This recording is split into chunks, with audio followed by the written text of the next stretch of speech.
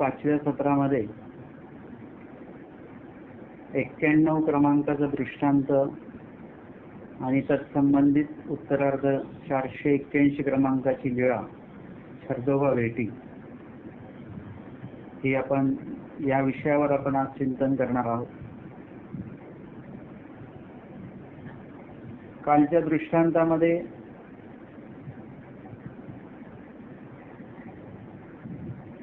सांगितलेलं आहे की धर्माच्या नावाने जर का अधर्म केल्या जात असेल, अधर्मरूप क्रिया केल्या जात असेल, अविहित क्रिया केल्या जात असेल तर काय होतं.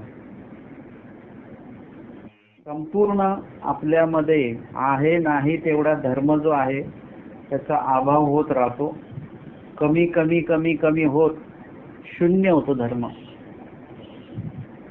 आणि म्हणून कुठलीही क्रिया करत असताना ती धर्मरूप आहे की अधर्मरूप आहे, विहित आहे की नाही आहे, याचा जे काही पाठपुरावा आहे तो आपण केला पाहिजे.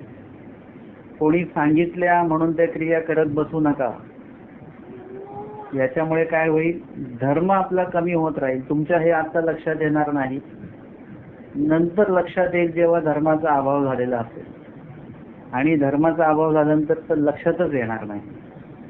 आत्ताच जर आपण आपल्यामध्ये थोडाफार धर्म शिल्लक आहे तरी पण आपल्याला जर का कोणी यथार्थ सांगितलं तर ते आपल्याला चुकीचं वाटतं.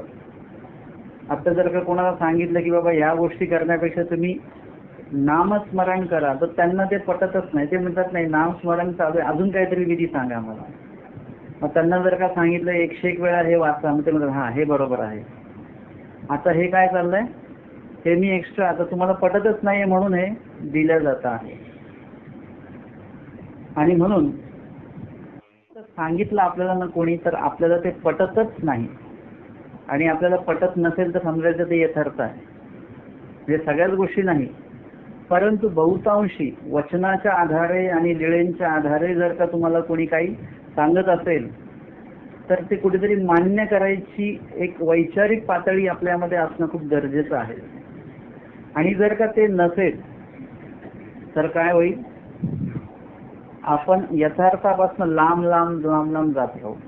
आणि त्याच्यामुळेच काय होणार, अविद्येचा संचार आपल्यामध्ये होत राहणार. आणि ती अविद्या काय करेल, अशेषा धर्माचा अभाव करी अशेष धर्माचा अभाव त्याच्यामुळे होणार. जळ मांडिवेचा दृष्टांत काल आपण घेतलेला होता. आजचा दृष्टांत जो आहे तो आहे अहिर देशीची म्हातारी येता. अभाव करी येतुलेची दृष्टांताची लापणीक. आम्हाला दृष्टांतामध्ये काय विषय आलेला आहे, काय स्वामींना सांगायचं आहे, त्याचं विश्लेषण या लापणिकेमध्ये येत असतं.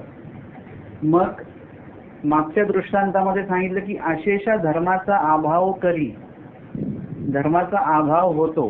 भाव म्हणजे असणे आणि अभाव म्हणजे नसणे. मग ती अविद्या फक्त अभावच करते का, अभाव करी येतुलेची, फक्त अभाव करून शून्य तिचं काम थांबतं का. ना दृष्टीची महंता दुःखाते दे. दृष्टीची म्हणजे दृष्टपर. इथे या ठिकाणी आपल्याला लगेचच महंता दुःखाते म्हणजे मोठ्या दुःखाला ती प्राप्त करून देत असते. म्हणजे तुम्ही असं समजू नका की पैसे हरवले म्हणजे फक्त पैसेच हरवले असं नसतं. पैसे हरवल्यानंतर परत मोठं दुःख की एवढं पैसे जमवलेले, ते कर्ज काढून घेतलेले, आता ते मुद्दलही फेडायचे, म्हणजे हे सगळं दुःख प्राप्त होतं की नाही. म्हणजे कुठलंही संसारामध्ये एखादी घटना घडली तर ती घटना ती तेवढ्यापुरती मर्यादित नसते, तर त्या घटनेवर पुढे अनेक परिणाम अवलंबून असतात, अनेक गोष्टी होतात. जसं ते आहे ना, अणुबॉम्ब पडला तो तेव्हा कधीतरी पडलेला आहे, आता काय त्याचं, परंतु नाही, त्याचं सांगितलेलं आहे की ते कित्येक तरी वर्ष, त्या अनेक पिढ्यांवर त्याचे जो काही असर आहे तो आपल्याला दिसत राहतो. तसं नुसता अभाव होत नाही तर त्या अभावाच्या माध्यमातनं अनेक दुसरे परिणाम जे असतात ते भावरूप होतात, म्हणजे प्रगट होतात. अज्ञान आलं, आता समजा ज्ञान आहे आणि ज्ञानाचा अभाव झाला, म्हणजे आपण फक्त अज्ञानी झालो असा अर्थ होत नाही, तर अज्ञानी झाल्यामुळे अनेक दोष घडणार. अनेक दोष घडल्यामुळे ते छोटे छोटे दोष अजून मोठ्या दोषांना जन्म देणार. अविधी अविधी ते प्रसवे आणि अविधी तो पुरुष धर्मापासून जाय. मग कधी काळी कट्टर उपदेशी असलेले लोक पुढे जाऊन विकल्पाला शरण जातात, त्या प्रकारचा धर्म आचरायला लागतात आणि त्याच्यामुळे काय होतं, पूर्णपणे धर्म शून्य होतो. आता जे अज्ञानपण आलेलं आहे ते अज्ञानपण पुढे विकल्पाला, आपल्या विकल्पाकडे आपल्याला घेऊन जातं. अज्ञान असणं खूप चांगलं, पण विकल्पी असणं म्हणजे हा मोठा दोष आहे की त्याच्यातनं परत कधी आपण आता दैवराटीकडे येऊ शकत नाही. आणि म्हणून दृष्टीची महंता दुःखा ते दृष्टपर महंत दुःख, मोठे दुःख आपल्याला प्राप्त होतात आणि मग विपरीतता यायला लागते. काही लोकांनी उपदेश घेतलेला असतो आणि त्यांना साधा ताप जरी आला तरी त्यांचे अन्य नातलग काय म्हणतात की बघा तुम्ही हा देव धर्म घेतला ना त्याच्यामुळे तुम्हाला ताप आला. कुणा जरी उपदेशाला कॅन्सर झालं त्याचे सगळे नातलग म्हणायला लागले की बाबा हे बघा तुम्ही उपदेश घेतला ना म्हणून तुम्हाला कॅन्सर झाला.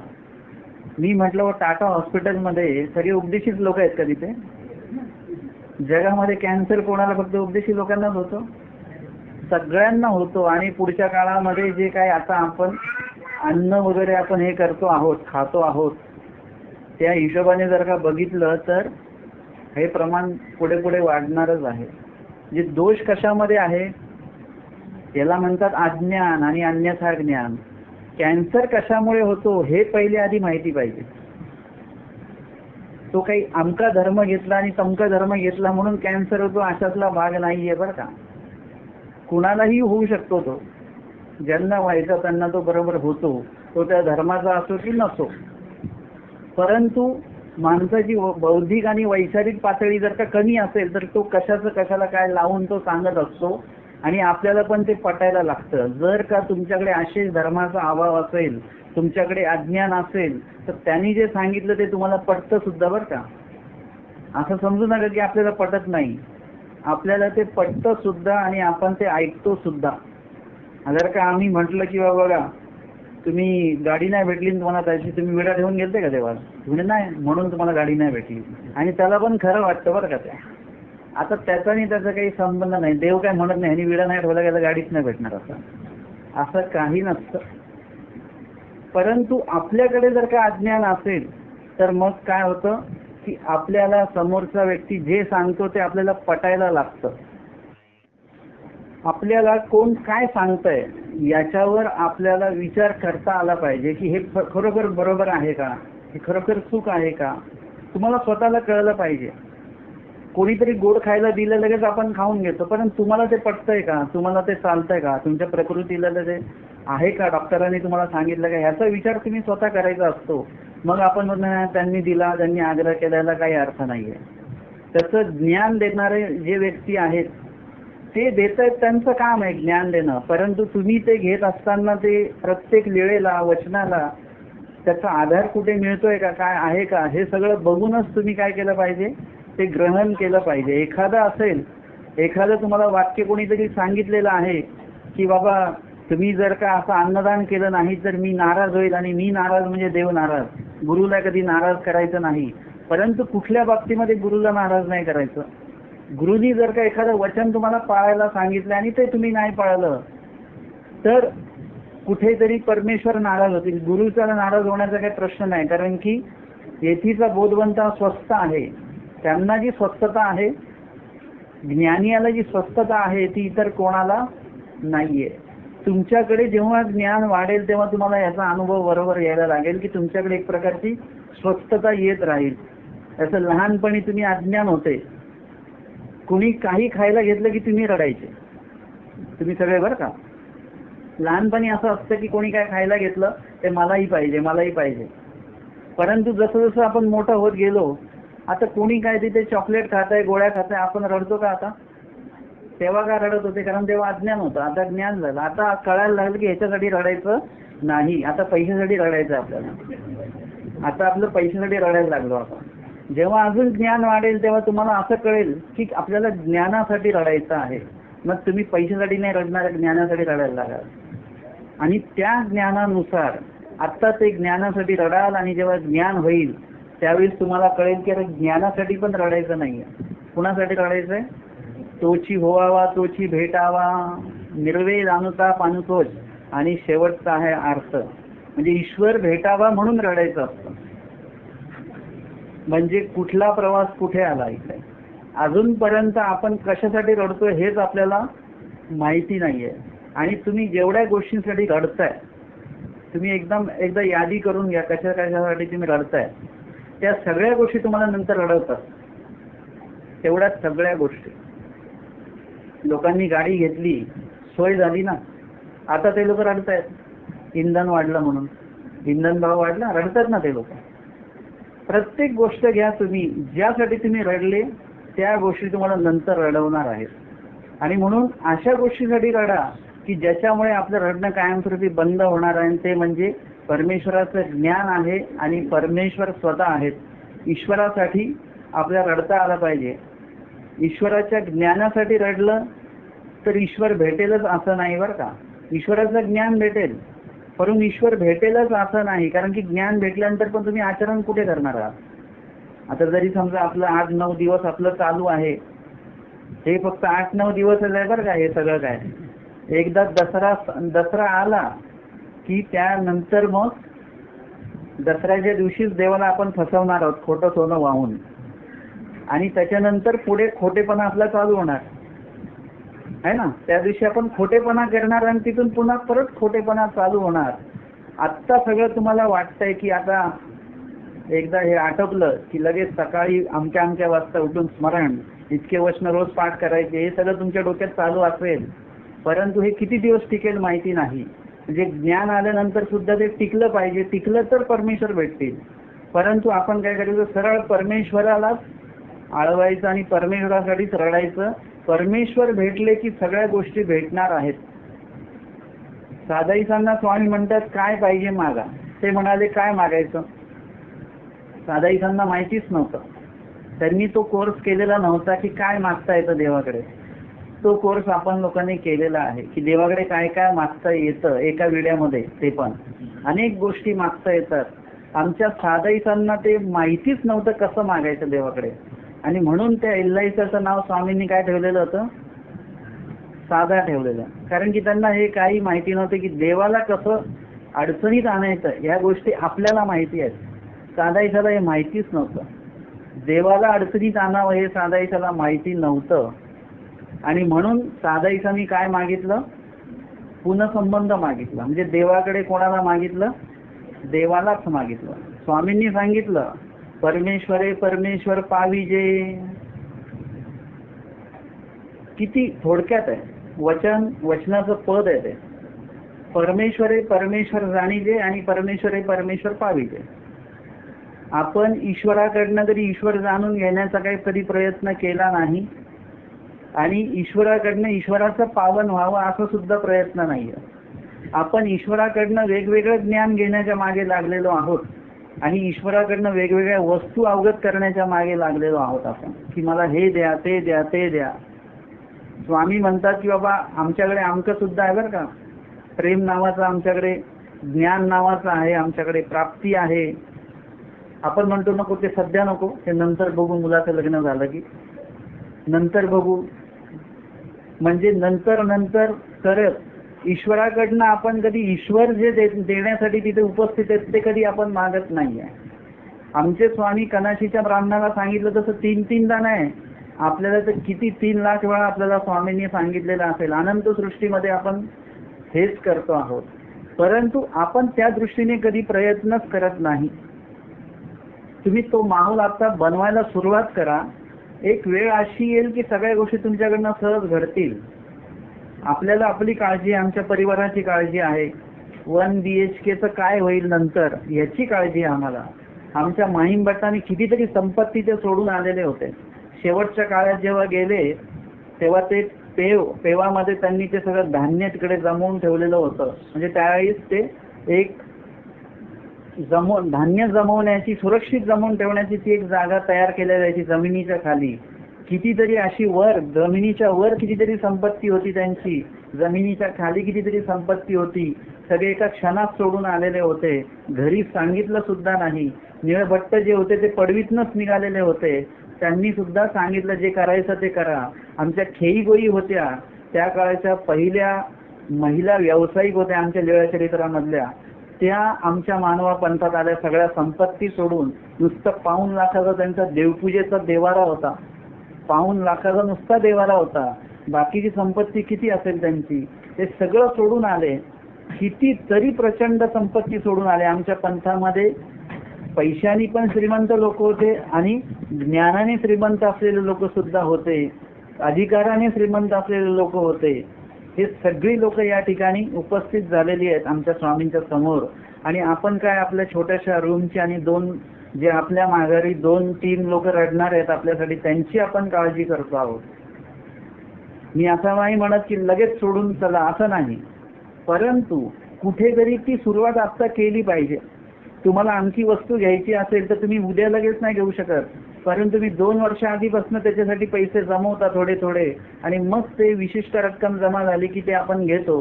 तसा तो एक वातावरण जे आहे ते आपल्या अंतःकरणात आणि आपल्या जीवनामध्ये आपण ते तयार केलं पाहिजे. आणि जर का हे आपण करू शकलो नाही तर तुम्ही सगळ्यांनी एक लक्षात घ्या, शेवटचा जो काळ आहे तो काय करणार आहे, महंता दुःखाते दे, मोठं दुःख प्राप्त होणार आहे. आजच सुना चांगल्या नाहीत असं म्हणतात है ना आता, आणि सुना म्हणतात की सासू चांगल्या नाहीये.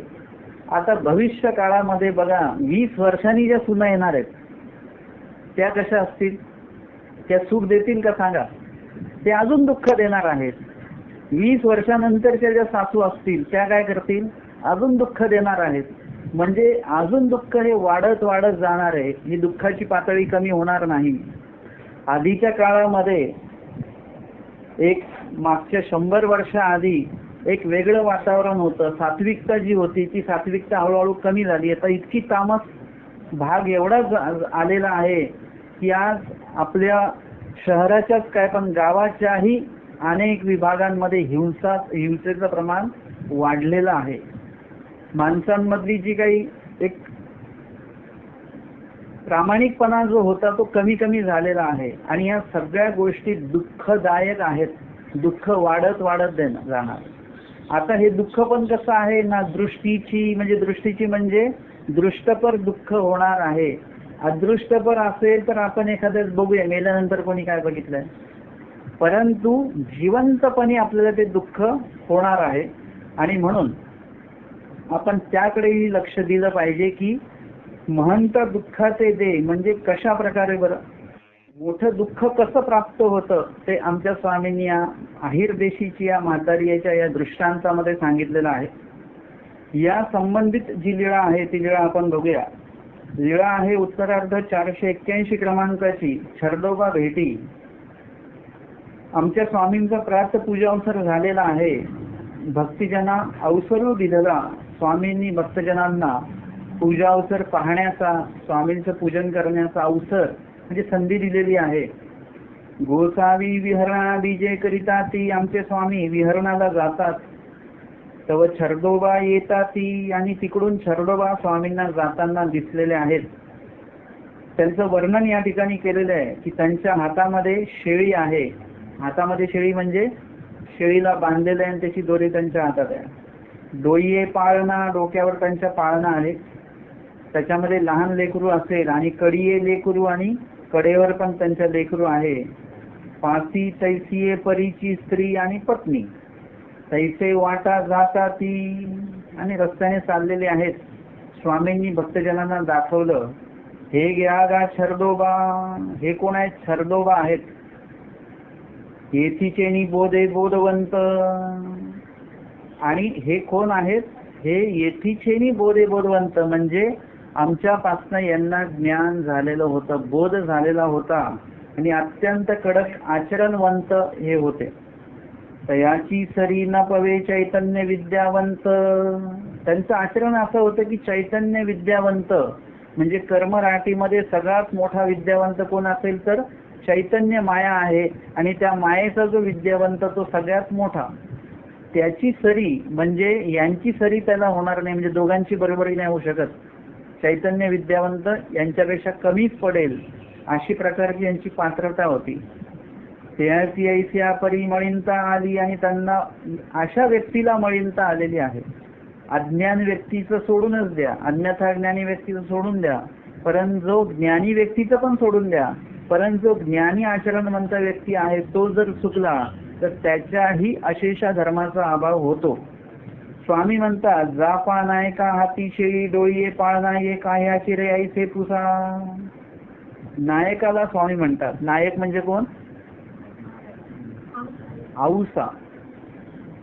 औसाला स्वामी म्हणतात, जा विचारा त्यांना तुम्ही कोण आहात, कुठून आलात, काय वगैरे. औसा गेले आणि त्यांना विचारतात, काह्याची रे म्हणजे तुम्ही कोणाचे आहात, शिष्य वगैरे काय. ते म्हणतात, आम्ही नागा रावळांची. ते शिष्य कोणाचे आहेत? आमच्या स्वामींचे आहेत. कामदेव रावळ असं नाव आलं पाहिजे, परंतु ते काय म्हणतात, नागा रावळांची. त्याने म्हटले, तुम्ही कोणाची. औसांना त्यांनी विचारलं की तुम्ही कोणाचे आहात. औसा म्हणतात, आम्ही गोसाव्यांची. ते म्हणतात, गोसावी कवन नागा राऊळ.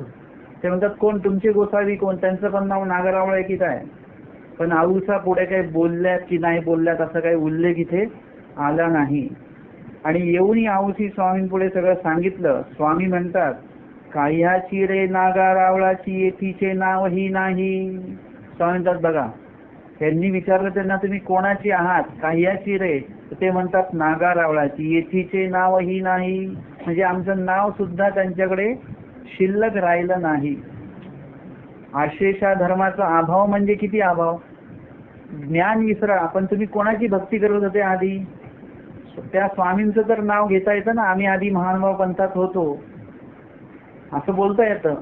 परंतु एक वेळ असा निघून जातो, ते म्हणतात की आम्ही कुठल्या तरी पंथामध्ये होतोय का, मानभाव की काहीतरी पंथ होता, म्हणजे नावही येत नाही. जे नाव घेतलं जातं ते चुकीचं घेतलं जातं. येथीचे नावही नाही. आणि मग स्वामींनी सन्निपातले असा दृष्टांत सांगितला की एखादा व्यक्ती त्याला सन्निपात झालेला आहे, म्हणजे त्याचा ताप जो आहे तो डोक्यात गेलेला आहे, त्याच्यामुळे तो बडबडतो, काही पण बडबडतो. मग असा जो व्यक्ती आहे तो कुणाचा तरी पाईक आहे, म्हणजे सेवक आहे, आवडता सेवक आहे तो, आणि त्याच्या डोक्यात ताप गेल्यामुळे तो बडबडतो आहे, बरळतो आहे. त्या बडबडीमध्ये तो आपल्या मालकाला शिव्या देतो. पण त्याचा जो मालक आहे तो दयाळू आहे. तो काय म्हणतो की नाही, ह्याला ताप आहे, याची तब्येत खराब आहे म्हणून हा बरळतो आहे. वांचून यांनी आपल्यासाठी कितीतरी वेळा चांगलं चांगलं आपलं हे केलेलं आहे, आपल्यासाठी समर्पित होण्याची जी काय भावना आहे त्याला त्याच्याबद्दलची ती माहिती आहे. आणि म्हणून तो त्यांचे ओक्तेने घे, म्हणजे तो त्याचं शिव्या ऐकतो परंतु तो त्याचं ओक्तं घेत नाही. आणि तो आव्हान करतो की याचे जो राखेल, याला जो राखेल, याचं जो रक्षण करेल, याला ज्या दुःखातनं तापातनं जो मुक्त करेल, त्यांना मी काय करेल, एवढी सोन्याची राशी करीन. एवढी म्हणजे तो सांगतो एवढी एवढी, किंवा एवढी म्हणजे याचं वजन केवढं आहे तेवढं मी सोनं त्याला देईन त्या व्यक्तीला. परंतु हे कधी म्हणतो तो, जेव्हा तो तापात आहे आणि त्याला शिव्या देतो तेव्हाची गोष्ट आहे. परंतु तो व्यक्ती जर का चांगला झाला, त्याचा तो सेवक चांगला झाला, ठणठणीत बरा झाला, आणि जर का मग तो राज दरबारातून राजाला शिव्या द्यायला लागला तर राजा ठेवेल का त्याला? मग तो राजा स्वतः त्याला राखणार नाही. तसं परमेश्वराच्या संबंधित तुम्ही जेव्हा काही बोलता, ओक्ट बोलता, त्यावेळेस तुम्ही अज्ञान असाल तर तुम्ही ठीक आहात. तुम्ही म्हणाल बरं आम्ही अज्ञानच ठीक आहे मग. पण तुम्ही अज्ञान असाल तर ठीक आहे, तुम्ही मग काय देवाला बोलत असाल वगैरे. परंतु तेच जर का तुम्हाला ज्ञान झालं आणि मग तुम्ही जर का ईश्वराविषयी उलट सुलट काय बोलायला लागले तर त्याची माफी नाहीये. ती म्हणाल की नाही काय नाही आम्ही त्या दुःखात बोललो वगैरे, परंतु तसं नाही. तुम्हाला सगळं ज्ञान आहे, मग अशा वेळेस तुम्ही देवाला एक शब्द सुद्धा वाकडा बोलू शकत नाही की देवाने असं का केलं, देवाला आम्हीच भेटलो का, देवाला ते लोक दिसत नाहीत का, देव अशाच लोकांचं भलं करतो, आमच्यासारख्यांच्याकडे लक्षच नाही. हे सगळे वाक्य आपले कधी ना कधी निघत असतात आपल्या मुखातनं, परंतु ह्या सगळ्या गोष्टींमुळे आपल्याला दोष लागतो. आणि म्हणून देवाविषयी एकही शब्द प्रकार उलटा काढायचा नाही. मी तुम्हाला त्याशी उदाहरण सांगितलं ना, साधाई झालं ते म्हणतात की स्वामींनी आपल्याला फसवलं. ते म्हणतात जर का स्वामी खोटं बोलले असतील, साधा म्हणते इकडचं सूर्य तिकडे निघेल, लगेच स्वामी समोर उपस्थित आहेत. म्हणजे साधेला माहिती आहे स्वामी कधी फसवणार नाहीत, स्वामी कधी खोटं बोलणार नाहीत. परंतु आपल्या बाबतीमध्ये बघाल तर आपण ईश्वराला काही कुठल्याही भूमिकेमध्ये आपण ठेवत असतो, तर तसं असता कामा नये. या ठिकाणी स्वामींनी सांगितलेला हा दृष्टांत आहे, याच्यावरून सिद्धांत आपण बघितला. अज्ञान दशेमध्ये तुम्ही काही चुका केल्या असतील तर ठीक आहे, परमेश्वर उपसाहण्यात घालतील. परंतु ज्ञान झाल्यानंतर जर का तुम्ही काय आता चुका करत असाल तर ते उपसाहण्यामध्ये घालणार नाहीत. त्याचं तुम्हाला जे काय होणार आहे अयोग्यता, अनधिकार, ते तुम्हाला भोगावे लागते. बाईसा म्हणतात बाबा याची हे काही झाले म्हणजे यांना कशामुळे झालं असं. स्वामी सांगतात संगातव. संगातव म्हणजे यांनी चुकीचा संग केला किंवा त्यांच्या आचरणाला जो बाधक आहे असा संग त्यांनी केला. लगेच आपण आपला संग पडताळून बघायचा की तुमचा संग कोण आहे. तुमच्या संगत ज्यांची आहे, तुम्ही रोज ज्यांच्यासोबत पोथीला येता जाता, तुम्ही ज्यांच्यासोबत काही ज्ञानार्जन वगैरे करताय, तो संघ तुमचा कसा आहे. तो संघ अन्यवार्ता करणारा असेल तर तुमच्या धर्माचा अभाव होत राहणार. तो संघ जर का निंदक असेल, याची त्याची निंदा करणारा, काही लोक कसे असतात ते एखादं वाक्य काय करतात बोलून जातात, नाही आम्ही असं ऐकलं बाकी मला काय माहिती नाही, आणि तिकडून अदृश्य होऊन जातात. आणि त्या लोकांमध्ये आता ते सोडून दिलेला आहे तो विषय. म्हणजे त्या लोकांच्या डोक्यात सोडला विषय. आता तो ऐकणारे लोक पण असे असतात, ते खरं आहे की खोटं आहे. कोणी जर का सांगितलं ना ही व्यक्ती खूप हुशार आहे बरं का, तर ते आपल्याला कधी पटणार नाही. पण कोणी सांगितलं या माणसाने चोरी केलेली आहे बरं का, लगेच आपण मान्य करून घेतो, हो चोरी केलेली आहे. आपण त्याला विचारत सुद्धा नाही की बा खरंच आहे का, हे पडताळत नाही आपण. म्हणजे कुणाचं वाईट ऐकलं की लगेच आपण त्याच्यामध्ये राहतो. तर असं संघ आहे का आपला की जो आपल्याला वाईटच सांगतोय, नेहमी चांगलं सांगतच नाहीये, नकारात्मकच सांगतोय, तो सकारात्मक सांगतच नाहीये. कसा संघ आहे आपला. आपला संघ नेहमी पडताळून ठेवा, कारण की हा संघच आपल्याला पुढे नेणार. आम्ही आश्रमात अभ्यास करतो, आमच्या सोबत जे 2-4 लोक असतात त्याला आम्ही जाळी असं म्हणतो, आणि जो जाळीमध्ये आहे त्याला आम्ही जाळीदार असं म्हणतो. तो जाळीदार जर का आमचा चांगला असेल, म्हणजे आम्ही समजा 2-3 भिक्षुक, 4-5 भिक्षुक अशी आमची ती जाळी असणार. मग अभ्यास करताना तो आमच्या जाळीतले सगळे जर का चांगले असतील, अभ्यासू असतील, तर मग आमचा अभ्यास होतो. जर का आमच्या जाळीतले 3 जण झोपा काढणारे असतील, पाठांतर न करणारे असतील, तर मी पण काय म्हणेल जाऊ दे, ते लोक पण झोपलेत, ते पण आराम करतायत, ते कुठे पाठांतर करतायत, मी तरी काय करू. परंतु तुमचे जाळीदार पाठांतर करणारे असतील, अभ्यास चांगल्या प्रकारे करणारे असतील, तर तुम्ही बघणार की अरे त्या 3घांचं झालं, आपण मागे पडलो. मग तुम्ही सुद्धा जागून अभ्यास करणार आणि ते पाठांतर कराल. म्हणजे तुमचा संघ कसा आहे तिथे सांगितलं, संघ सांगात भेट आणि शुश्रूषा. ज्ञानाकारणे जे केल्या जातो संघ, तो कसा पाहिजे, तो उत्तम प्रकारचा असला पाहिजे. आणि म्हणून एक तर आपला संघ जो आहे, आपला जो जाळी आहे ती उत्तम असली पाहिजे. ती दोषजनक असेल, दोष काढणारी असेल, निंदा करणारी असेल तर अशांपासून लांब व्हा. अन्यवार्ता करणारी असेल तर लांब व्हा. उगाच त्यांच्यामध्ये राहून तुमच्यातल्या धर्माचं नुकसान तुम्ही करू नका. ह्या सोप्या सोप्या गोष्टी आहेत. परमेश्वर प्राप्ती हा खूप पुढचा विषय आहे. परमेश्वर प्राप्तीच्या आधी तुम्हाला जे काही एक वातावरण तुमच्यामध्ये तयार करायचं आहे, त्या छोट्या छोट्या गोष्टी आधी तुम्ही क्लिअर करून टाकायचे. आणि म्हणून इथे जर का आपण छर्दोबांविषयी बघते की छर्दो अशा टोकाची व्यक्ती होती, अजून काहीतरी दिवस आचरण करून ते जर का त्याच्यामध्ये निर्दोषपणे जर का सरले असते, सरळ पुन्हा संबंध होता, एवढं कडक आचरण त्यांचं होतं, परंतु त्यांचा सांगत बिघडला. म्हणजे अचूक सांगत केला पाहिजे, तर त्यांनी चुकीचा सांगत निवडला आणि त्याच्यामुळे त्यांचं एवढं मोठं नुकसान झालं की आमच्या स्वामींचं नाव सुद्धा त्यांना नंतर आठवेना. आणि यावर स्वामींनी ऋषीशृंगाचा दृष्टांत निरूपण केला. ईश्वर बोधे बोधवंत ईश्वर वियोगे, देशाच्या सेवटी झाडातळी जन्मक्षेपो जाये, स्मरणा विलो पडेल म्हणून शर्दितांना भोजन करी. शरदोबांविषयी स्वामी कौतुकाने सांगतायत, त्यांची प्रशंसा स्वामी करतात. हे कसे होते? ईश्वर बोधे बोधवंत होते. आपल्याला जो बोध होतोय तो कशाच्या माध्यमातून होतोय? अधिकरणांच्या माध्यमातून होतोय, साधूंच्या माध्यमातून होतो आहे. परंतु त्याच्यामध्ये सुद्धा ईश्वराच्या मुखे बोध होणं हे खूप महत्वाचं मानलं जातं. आणि म्हणून हे कसे आहेत? ईश्वर बोधे बोधवंत, ईश्वराने त्यांना स्वमुखे श्रीमुखे बोध दिलेला आहे. वास्तविक पाहिलं तर बोध आणि बोधशक्ती ते ईश्वराकडनंच येते. माध्यम कुठलंही असो, अधिकरण असो, साधू असो, वासनिक असो, एक हे आहे की नाही, साधूंच्या मुखाकडनं बोध होतो, वासनिकाकडनं पण होऊ शकतो, नाही असं नाही. तर मग हे कसे होते? ईश्वराच्या मुखाने त्यांना बोध झालेला होता. आणि ईश्वराच्या वियोगामध्ये स्वामींनी त्यांना जेव्हा वियोग दिलेला आहे, त्या विरह दुःखामध्ये हे देशाच्या शेवटी झाडातळी जन्मक्षेपायला हे गेलेले होते, म्हणजे त्याच आचरणामध्ये होते. स्मरणा त्याच्यानंतर जेव्हा भिक्षेला एक दिवशी गेलेले आहेत, भिक्षा मिळाली नाही. आणि आता भिक्षा मिळाली नाही तर मग परत माघारी येत असताना आता अजून पुढे जावं भिक्षेला, तर वेळ होईल, स्मरण ठाकेल आपलं. स्मरण जे एवढं झालं पाहिजे, एवढं प्रहर, तेवढं प्रहर आपलं स्मरण होणार नाही. आणि म्हणून आता काय करायचं? मध्ये छर्दित अन्न मिळालं, म्हणजे वमन केलेलं अन्न त्या ठिकाणी होतं आणि ते पण श्वानाने वमन केलेलं होतं.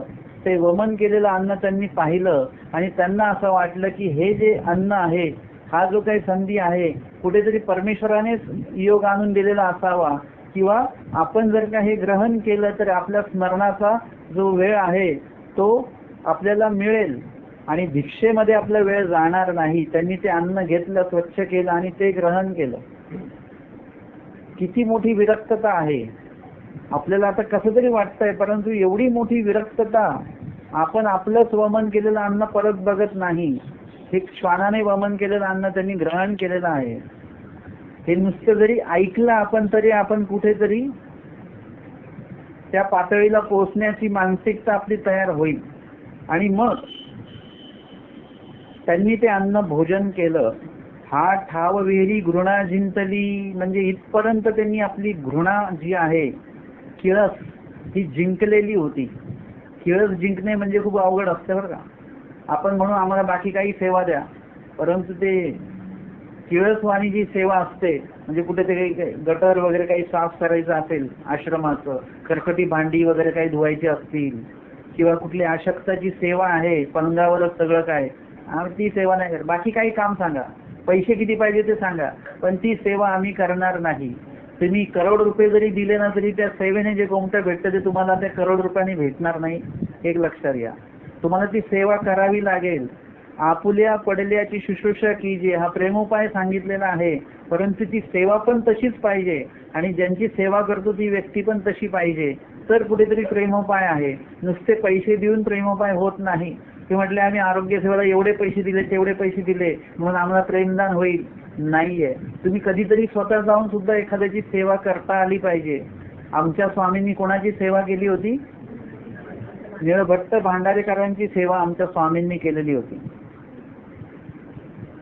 कोणीतरी विचारलं स्वामींनी, म्हणजे अशी वेळ का आली की स्वामींनी त्यांची सेवा करावी? म्हटलं कुठला जरी एक काळ असा असेल गत आयुष्यामध्ये की निळभट्ट भांडारेकरांनी येथीच्या साधकाची अशी सेवा केलेली असेल, याच्याही पेक्षा चांगली सेवा त्यांनी केलेली असेल, आवडीपूर्वक त्यांनी ती सेवा केलेली असेल, आणि ती इतकी आवडीपूर्वक केलेली आहे की स्वामींनी कोणाकरवी त्यांची सेवा करावी यामध्ये देवाला समाधान वाटलं नसतं, म्हणून देवानी स्वतः त्यांची सेवा केली. म्हणजे समजा तुमचे मुलं बाळा असतात. आता जर का यांना कोणी काही खाऊ आणून दिला, त्यांचा काहीतरी वाढदिवस साजरा वगैरे केला, तर मग तुम्हाला त्या व्यक्तीविषयी भाव निर्माण होती नाही, हे व्यक्ती चांगले आहेत. मग जर का कोणी त्यांना चहा देत असेल तर तुम्ही नाही मी स्वतः बनवून चहा देणार, कारण की त्यांनी माझ्या मुलासाठी त्यांनी आमकं केलेलं आहे, म्हणून तुम्ही स्वतः वस्तू ते पदार्थ ते बनवणार. तसं ईश्वराच्या साधकासाठी ह्यांनी आवडीपूर्वक असं समर्पण केलेलं आहे की याचं जे काही ऋण फेडणं जे आहे, ईश्वराला असं वाटतं तर स्वतःच मी सेवा करेन, असं परमेश्वराचं तो एक म्हणजे परमेश्वराचं देणं बघा कसं आहे. कुणाकरवी स्वामी करू शकले असते, सहज शक्य होतं ते, परंतु तसं नाही. शेवटी स्वामींनी स्वतः ते त्यांचं जे काही सेवा आहे ती स्वतः केलेली आहे. यानंतर ही अशा प्रकारची घृणा जी आहे ती जर का आपण जिंकली तर तुम्हाला मी सांगतो ईश्वर प्राप्तीसाठी कुठलाही पैसा लागत नाही. एक बाब लक्षात घ्या. तुम्हाला असं वाटतं की पैसेवाल्यांच्या खूप क्रिया होतात, खूप पंक्ती होतात, दान धर्म होतं, आम्ही गरीब लोक आहे आमच्याकडनं काही होत नाही. तर मुळामध्ये म्हणजे याचं उत्तर लीळाचरित्रामध्ये स्वामींनी देऊन ठेवलेलं आहे.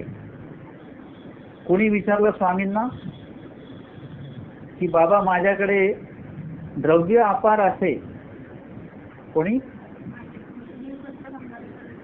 नाही, गदो नायकांनी विचारलं की माते अपार संपत्ती असे, याच्याने मला देव होईल का?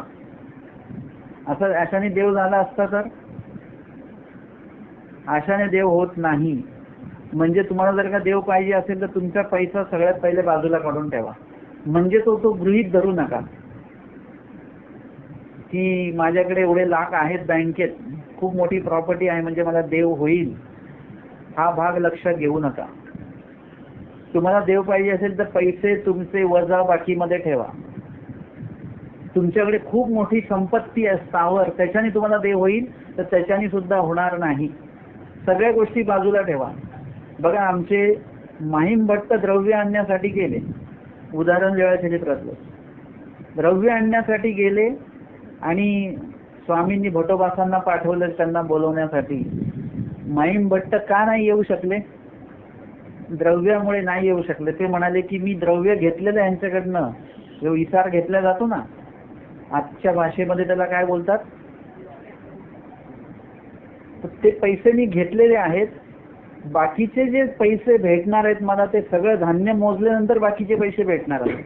मग मला आता यांना असं टाकून जाता येणार नाही पूर्ण व्यवहार झाल्याशिवाय.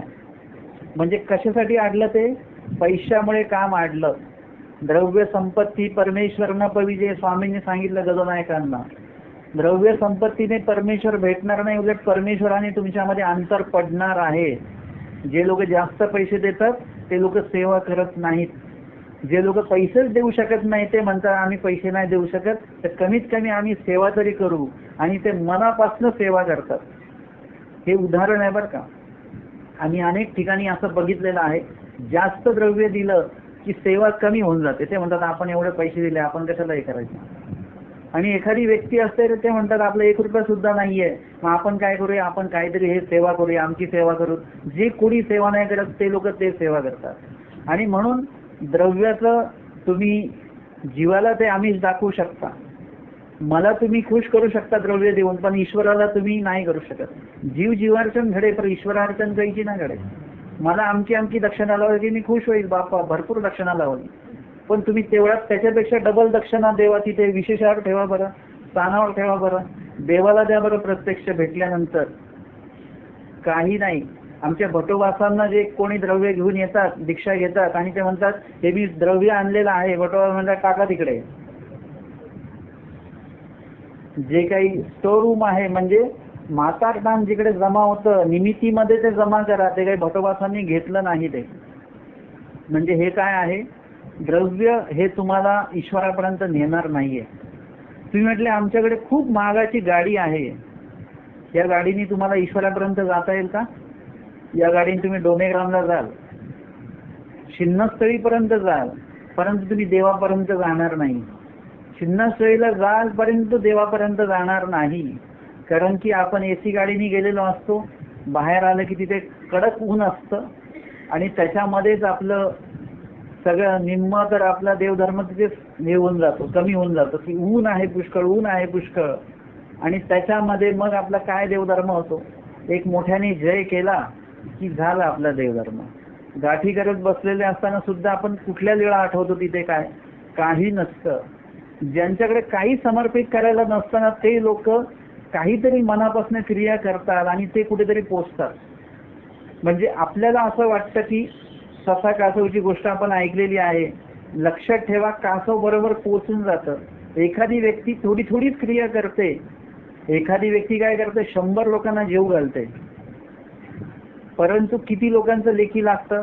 ही आहे सस्याची क्रिया, खूप करणं. आणि एखादी व्यक्ती जी असते ती एखादी व्यक्ती एकाला जीव घालते, परंतु ती मनापासून घालते.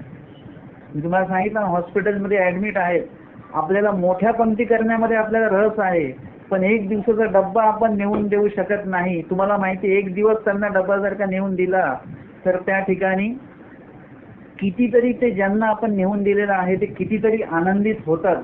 आपण ते समाधान नाही घेऊ शकलो.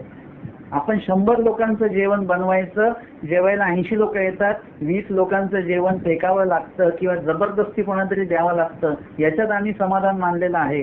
परंतु एक दिवसाचं कोणा भोजन देणं आणि त्याच्यात जे समाधान आहे ते तुम्ही त्या 1000 लोकांना जेव घालण्यामध्ये पण ते समाधान तुम्हाला नाही आहे. आणि म्हणून गदोनायकांनी जेव्हा विचारलं तेव्हा स्वामी म्हणतात, पुत्र संपत्ती ईश्वरनं पविजे, कलत्र संपत्ती परमेश्वरनं पविजे, द्रव्य संपत्ती परमेश्वरनं पविजे.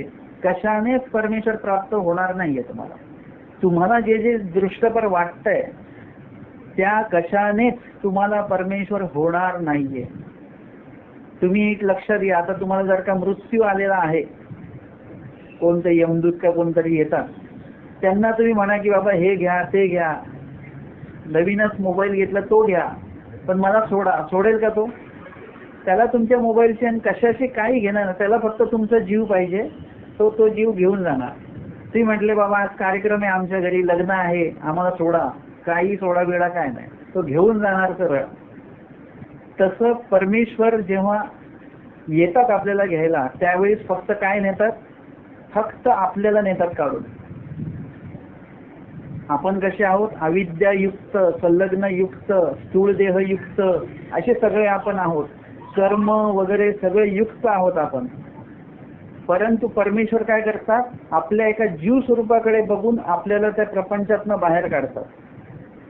विशेष ज्ञानाच्या पांतीला जेव्हा पूर्ण दुःख परमेश्वर देतात तिथे कृपास्पदाचं, आणि त्यानंतर योग्य झालेला जीव आता प्राप्तीला न्यायचा आहे, त्यावेळेस त्या जीवाकडे ज्ञानशक्ती आहे, संलग्न आहे, आद्यमळ आहे, अविद्या आहे, असं सगळं काय आहे.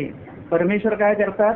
या गोष्टी काढत बसत नाहीत, तर ह्या गोष्टीतनं फक्त जीवाला काढतात बस.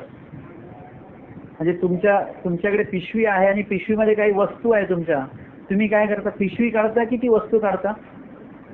तुम्ही पिशवीत हात टाकून ती वस्तू काढून घेता. तसं परमेश्वर फक्त जीवाला त्याच्यातनं काढतात. आता तिथे सगळ्या साध्याच्या प्राप्ती साधन निवर्ते, सगळं साधन तिकडे राहून जातं. फक्त जीव जो आहे तोच फक्त काढला जातो. आता सांगा बरं, प्राप्तीच्या काळी तिथे काही दक्षिणा लावता येईल का तुम्हाला? ईश्वर स्वरूपाचं तुमचं आता मिलन होत आहे आणि त्यावेळेस तुम्ही म्हटलं थांबा थांबा दक्षिणा लावू, विडा ठेवून घेऊ एखादा, चालेल का तिथे? या गोष्टी नाही लागणार तिथे. आज आपण जे ईश्वर धर्म आचरत असताना जे दृष्टपर गोष्टी मध्ये मध्ये आणतोय ना, विडा पान सुपारी वगैरे, याच्यामुळे तुमच्या लीळाही आठवल्या जात नाहीये, तुमचं स्मरणही होत नाहीये. याच्यातच आमचा निम्मा वेळ चाललेला आहे. दृष्टी अदृष्ट न सदे हे देवानी स्पष्टपणे सांगितलेलं आहे. ही सुद्धा एक संपत्तीच आहे, नुसतं द्रव्य म्हणूनच नाही. ती म्हटलं आम्ही एवढे फळ वाहू, तेवढं हे करू, तेवढं ते करू, ते सगळं काय आहे? हे सगळं तोच प्रकार आहे. शरदोबांनी अशी घृणा चिंतलेली होती, परंतु त्या संगस्त वैसे झाले आणि सवेत एवं पर्यंत मिळाले, आणि त्या गोष्टीमुळे काय झालेलं, तर चुकीचा संग केल्यामुळे अशा ही पातळी त्यांना कुठल्या उच्च पातळीचे होते ते या पातळीला आले. आणि सवेत एवं पर्यंत मिळाले, आणि सवय जर का चुकीची असेल, संग जर का चुकीचा असेल तर तुम्हाला मळीनत्व आलं म्हणून समजा. आणि भक्तिजन विचारतात, जी जी कवणी पर्यायचे झाले जी, कशामुळे झालं आणि त्याबद्दल स्वामींनी त्यांच्याबद्दल सांगितलेले की कशा प्रकारे यांना मळीनत्व आलेलं आहे ते. स्वामी म्हणतात, यावर स्वामींनी अहिरदेशीच्या म्हातारीचा दृष्टांत सांगितला, तो आज आपण घेणार आहोत. तर ऐसी दुर्भक्ष पडिले म्हणून हा निघाला. आणि आता ज्या ठिकाणी हे थांबलेले होते त्या ठिकाणी काय झालेलं आहे की एका परिवाराशी यांची ओळख झाली आणि मग त्या ठिकाणी ते यांचं दीक्षा वगैरे तिकडेच घ्यायला लागले, अधिक तर तिकडेच राहायला लागले. आणि त्याच्यामुळे काय झालं, हळूहळू ते त्यांच्याच परिवाराचा एक भाग झाले. आता दुष्काळ पडला म्हणून हे निघालेले दुसऱ्या गावाला. आणि स्वामींनी यावर अहिरदेशीच्या म्हातारीचा दृष्टांत निरूपण केलेला आहे. कवणी एकी अहिरदेशीची म्हातारी असे, अहिरदेशाची एक म्हातारी आहे, ते लेकुरवाचे दुःखे महाराष्ट्रासी ये. आणि ती लेकुरवाच्या दुःखामुळे ती महाराष्ट्रामध्ये येते, म्हणजे मध्य विभागामध्ये येते. लेकुरवाचं दुःख म्हणजे तिचा परिवार होता, तो परिवार, त्याच्यामध्ये पती गेला, नंतर मुलंही गेले, घरदार सगळं गेलं, आता काहीच राहिलं नाही. आता जर का ती त्या गावामध्ये राहिली ती म्हातारी तर काय होईल, तिला सतत ते दुःख होत राहील, सतत दुःख होत राहील. म्हणून तिने ते गाव सोडलं, तो जिल्हा सोडला आणि दुसऱ्या विभागामध्ये ती येऊन राहायला लागली. ब्राह्मणा एकाची ओसरी राहे. आणि एक ब्राह्मण होता, त्या ब्राह्मणाच्या त्या पडवीमध्ये ती आपली राहायची, भिक्षा करी, जेवायची त्याच्याकडे नाही, ती काय करायची, भिक्षा मागून यायची. पुराण ऐके, कुठे त्या मंदिरामध्ये पुराण वगैरे काय चालू असेल तर ती ऐकायला जायची. मागीला लेकुरवाची दुःखे तयाच्या, लेकुरवांची ओसरी येते कोणे दी. आता घराला पडव्या कशा असतात, आजकालच्या घरांना तर बिचाऱ्यांना पडव्याच नाहीयेत, है ना. असेल पडवी तर ती एकच असते समोरच, पण काही घरं अशी असतात की त्यांना चारही बाजूनी पडवी असते बरं का, चारही बाजूनी. भाग्यवान लोक ते. आता भाग्यवान कशा अर्थाने मी बोललो, कारण की आमच्या शास्त्रामध्ये सांगितलेलं आहे की एखादे साधक आचरणवंत हे जर का भिक्षेसाठी चाललेले आहेत आणि देहकृश केलेला आहे आणि जाता जाता त्यांना जर का कुठेतरी भोवळ आली, चक्कर आल्यासारखं झालं तर ते कुठेतरी बसतात थोडंसं. आधीच्या काळामध्ये ही सोय होती पडवीच्या रूपाने. आता बिल्डिंगचं जे काही घर आहे त्याला पडवी आहे का, नाही. आता जरी ते बिल्डिंगच्या एखाद्या ओट्यावर बसले त्याचं गोमटं लागावं कोणाला, कॉम्प्लेक्समध्ये खूप लोक आहेत. आता या ठिकाणी अशी सोय करून दिली देवानी आम्हाला की एखादी व्यक्ती चाललेली आहे, साधक, ईश्वर साधक, आणि ज्यांना भोळ आली, चक्कर आलं, तर ते ज्यांच्या पडवीला बसतील त्या व्यक्तीच्या नावाने लगेच ते जे काही गोमटा आहे, कणव आहे, लगेच जमा होते तिकडे. तुम्हाला असं वाटतं की ऑनलाईन सेवा आता चालू झालेली आहे. ही ऑनलाईन सेवा आमच्या स्वामींनी सुरू केलेली आहे की कोण कोण व्यक्ती आहे की तो घरी पण नाहीये किंवा तो तिथे राहत सुद्धा नाही, पण बांधलेलं त्यांनी आहे, पडवी त्याच्या नावाची आहे, तर त्याच्या नावे ती जे काही गोमट कणव आहे ती तिथे जमा होऊन जाते. परमेश्वर कोणाचाही उधार ठेवत नाही, लगेच तुमचं तुम्हाला देऊन मोकळ होतात. फक्त ते काय झालेलं आहे, तुमच्या नावे जमा झालंय पण तुम्हाला लगेच भेटेल असं नाहीये. तुम्हाला असं वाटतं की विडा ठेवला की लगेच आम्हाला विडा ठेवून बाहेर जायपर्यंत गाडी दारात हजर झाली पाहिजे असं आपल्याला वाटतं. ठीक आहे. तर ही जी बाई आहे, ही म्हातारी बाई, ती त्याच्या पडवीला राहते, परंतु तिला तिच्या मुलांचं, तिला तिच्या नातवांचं एवढं दुःख आहे की ज्याच्या पडवीला ही राहते त्यांच्या मुलांना ती पडवीला येऊ देत नव्हती, ती हाकलून द्यायची वा तिकडे. कारण की ते मुलं जर का जवळ आले तर तिला तिच्या नातवांची, मुलांची आठवण यायची.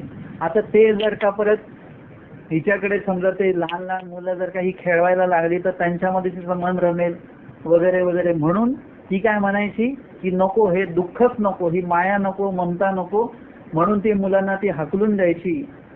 आपण तयाची वास न पाहे, आणि त्यांच्याकडे बघायची सुद्धा नाही, बघायचंच नाही त्यांच्याकडे. ऐसे असत असता तया लेकुरवांची माय सरली. आणि एकदा काय झालं की ज्यांच्या पडवीला राहत होती तर त्या घरातली जी पत्नी आहे ती पत्नी सरली, म्हणजे त्या मुलांची आई ती सरली. मग तो ब्राह्मण म्हणे, आता तो जो पती आहे, तो त्या मुलांचा जो पिता आहे, तो आता कमवायला जाईल का मुलांना सांभाळेल? म्हणजे एखाद्या वेळेस असं असतं, बाप मेला तर चालतो बरं का, आई बाहेरची कामं करून मुलांना सांभाळते, घर सांभाळते. पण जर का आई मेली तर तो बापाची पंचायत होऊन जाते, घर सांभाळू की तो कसरत नाही करू शकत. आता याची परिस्थिती अशीच झाली की काय करायचं आता. मग त्यांनी काय केलं, त्या म्हातारीला विनंती केली. तो म्हणतो, आई मी जोडून आणीन, तुम्ही उकडून घाला, मी काही पैसे कमवून आणेल, तुम्ही काय करायचं, पदार्थही आणून देईल, तुम्ही फक्त शिजवायचं बस या 2 मुलांना खाऊ घालण्यासाठी. हो का? मग ती म्हणते, ठीक आहे, आता प्रसंग आलेला आहे, त्याच्यावर वेळ आलेली आहे, आपण काय करायचं, फक्त बनवून द्यायचं आहे, बाकी काही यांच्यामध्ये ममता अडकवायची नाही. काही वडपिंपळ लावी देती ना आईचे म्हणून करी. कुठे वडपिंपळ लावायचंय? वडपिंपळ म्हणजे हे वड आणि पिंपळ खूप वर्ष जगणारी झाड आहेत. वड किती वर्ष जगतं म्हणे? 50 वर्ष, 100 वर्ष, 1000 वर्ष.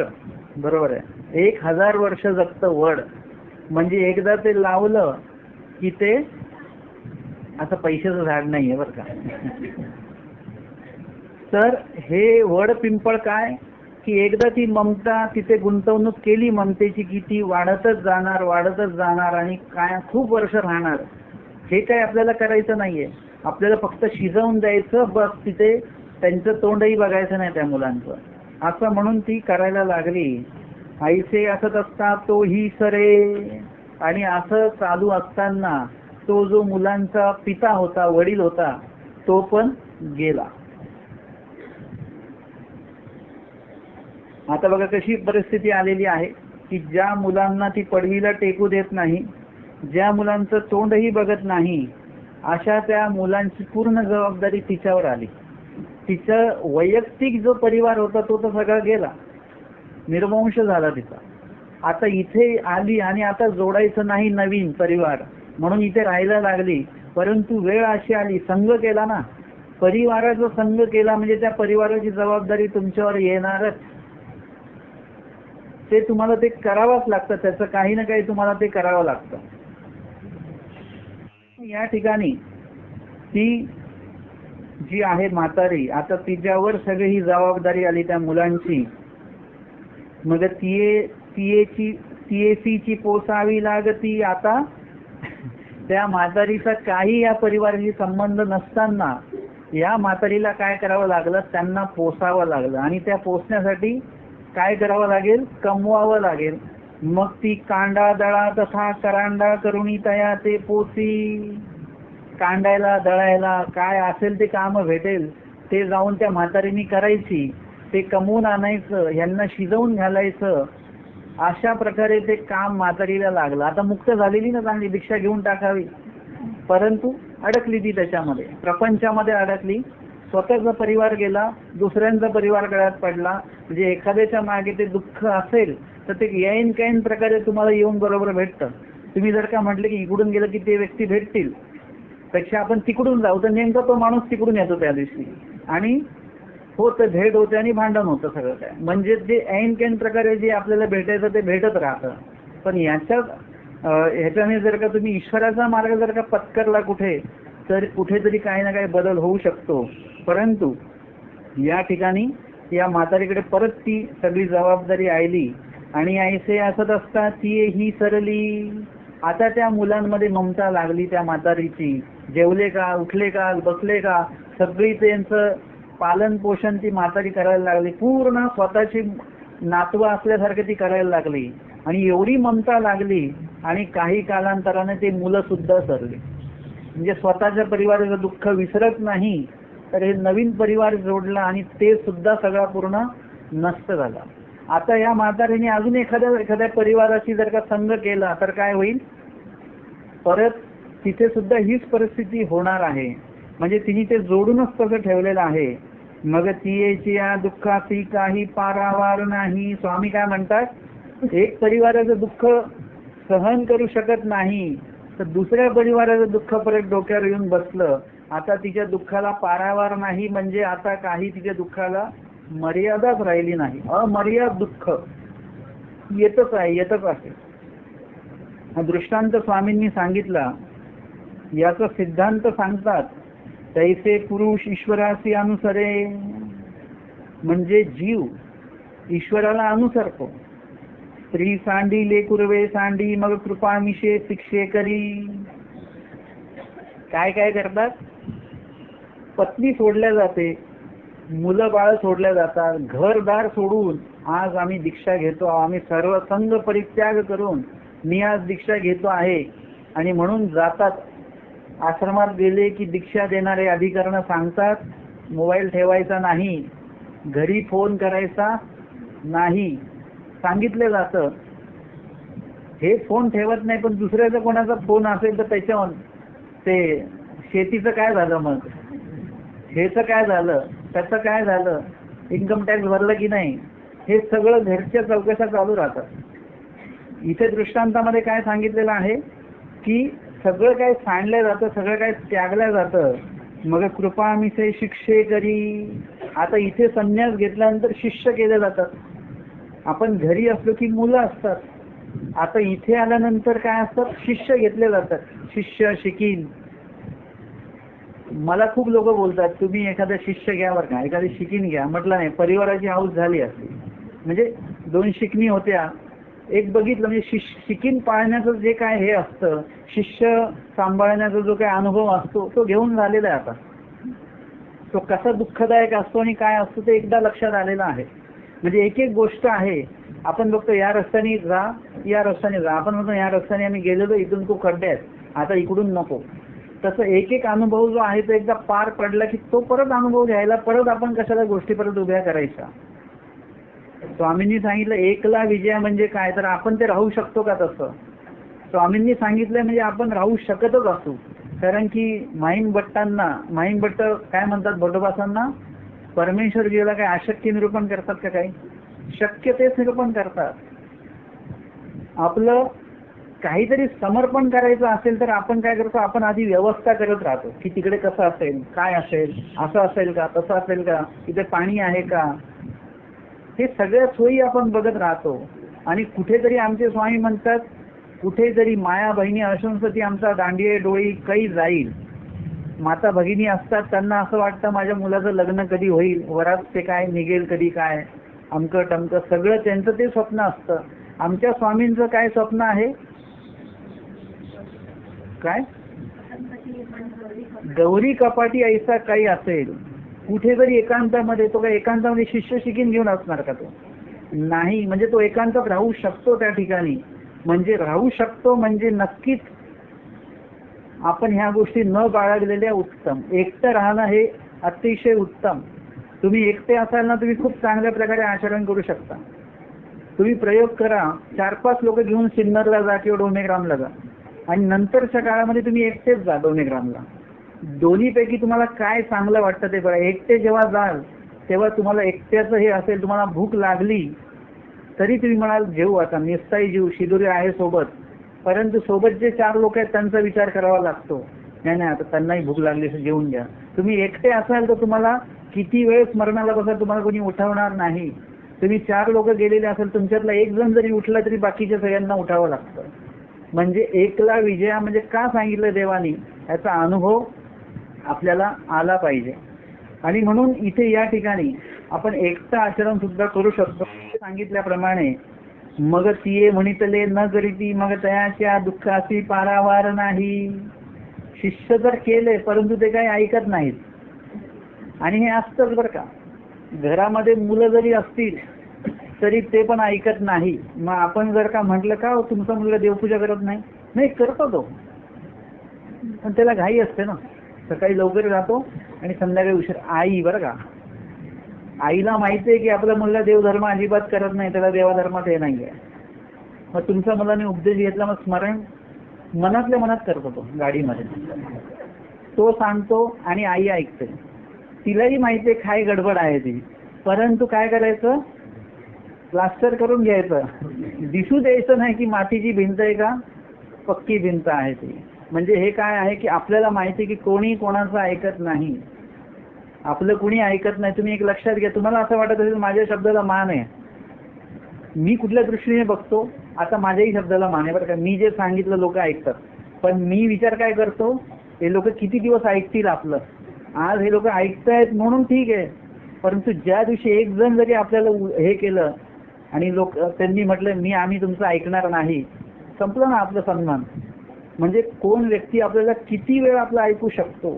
एखादी व्यक्ती आपला सन्मान देते तर किती दिवस सन्मान देईल ते आपल्याला, कधीतरी तो सन्मान संपू शकतो. मग त्यावेळेस काय, मग मी हे सन्मान आणि मान आणि आपलं कोणी ऐकेल ह्याच्यामध्ये मी राहत नाही. आता ठीक आहे, ऐकतील तोपर्यंत, नाही ऐकतील.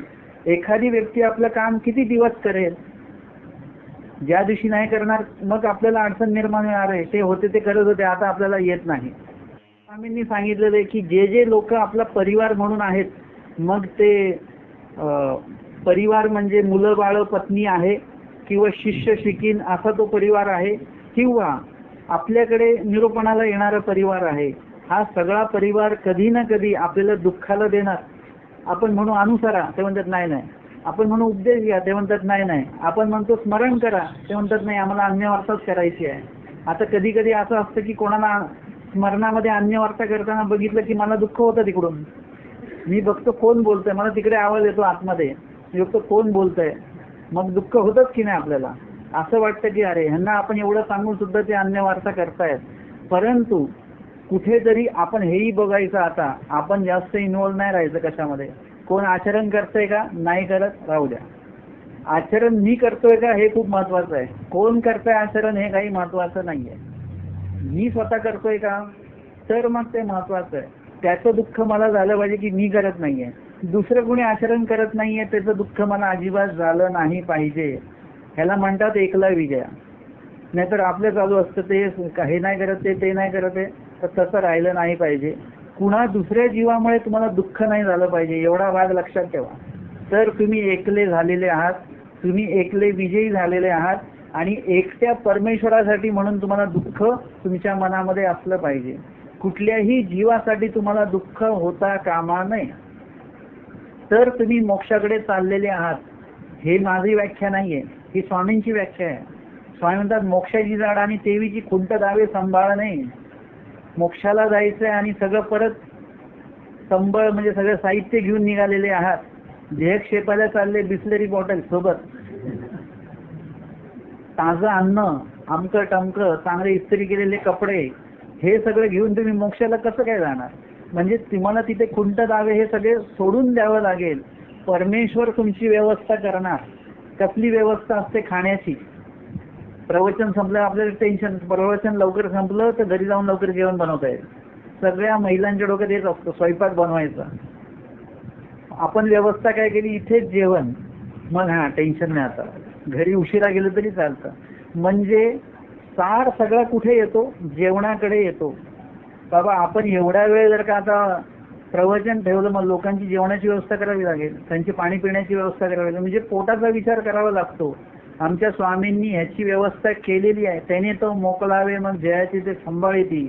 रस्त्याने जिथे ज्या भागात तुम्ही प्रवास कराल त्या भागात तुम्हाला परमेश्वराने अनुकूल देवतेंची सोय केलेली आहे, अनुकूल जीवांची सोय केलेली आहे. तिथे तुम्हाला अन्न वस्त्र सगळं मिळणार, कशाची गरज पडणार नाही. एक भक्त स्वामींना म्हणतात, बाबा अनुसरण तर घेऊ तुमच्याकडे, परंतु मग योगक्षेमाचे काही देमायसा देमती कोणी विचारलेलं आहे. स्वामी म्हणतात तेने तो मोकलावे मग जयाचे ते सांभाळे. तुम्ही काळजी करू नका, ती सगळी व्यवस्था आपण केलेली आहे. आणि म्हणून खूप परिवार वगैरे असं काही दीक्षेच्या आधी पण करू नका आणि दीक्षेच्या नंतर सुद्धा परिवार करू नका. खूप शांत आयुष्य असतं, एकट्याचं आयुष्य जे असतं खूप चांगलं असतं. जेव्हा तुम्ही एकटे घरी असता त्यावेळी घरातल्या सगळ्या वस्तू तुमच्याशी बोलतात, तुम्ही घराशी बोलता, तुमच्या प्रत्येक क्रियेशी तुम्ही बोलत असता. तुमच्या चुका तुम्हाला घरात, तुम्ही जेव्हा एकटे असता तेव्हा तुम्हाला तुमच्या चुका कळतात, तुमचं बरोबर काय ते कळतं, तुम्ही काय करावं हे कळतं, काय करू नये हे कळतं. म्हणून स्वतःला कधी कधी एकांतामध्ये आपण ठेवलं पाहिजे. अहिरदेशीच्या म्हातारीचा दृष्टांत आम्हाला असं खूप काही सांगून जातो. आजच्या या सत्रामध्ये आपण 91 क्रमांकाचा दृष्टांत आणि उत्तरार्ध 481 क्रमांकाची लीळा या ठिकाणी घेतलेली आहे. दंडवत